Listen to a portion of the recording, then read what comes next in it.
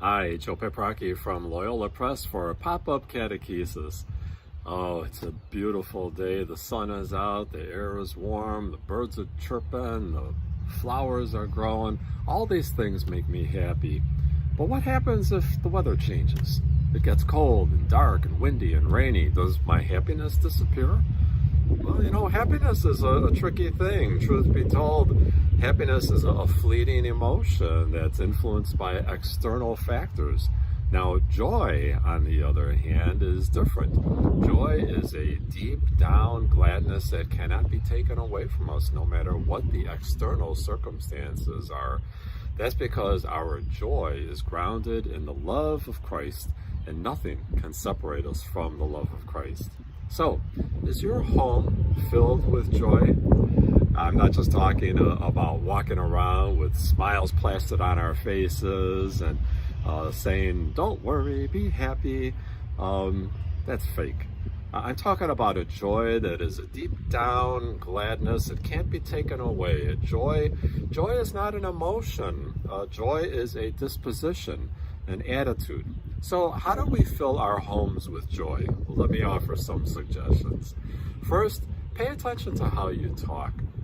Avoid being a Debbie Downer, who always sees doom and despair. Instead, encourage a disposition of hope, because hope and joy go hand in hand. Make and talk about plans for the future as a way of instilling hope and joy. Next, encourage selflessness and concern for others. Despair causes us to turn our focus inward, whereas joy compels us to turn our attention outward. So it stands to reason then that by turning our attention outward, we will encounter and spread joy. Practice and encourage moderation. We mistakenly sometimes get the message that in order to be joyful, we have to have excess. Well, moderation says, no, I have enough. Show and express affection for one another as often as possible. Few things spread joy as much as a big hug. Be present to one another. Children especially take joy in knowing that their parents are nearby and truly present to them. And finally, make prayer a part of family life, since Christian prayer is always grounded in the joy of the resurrection. Pray the prayer of St. Ignatius of Loyola, in which he says, "Give me only your love and your grace, that's enough for me."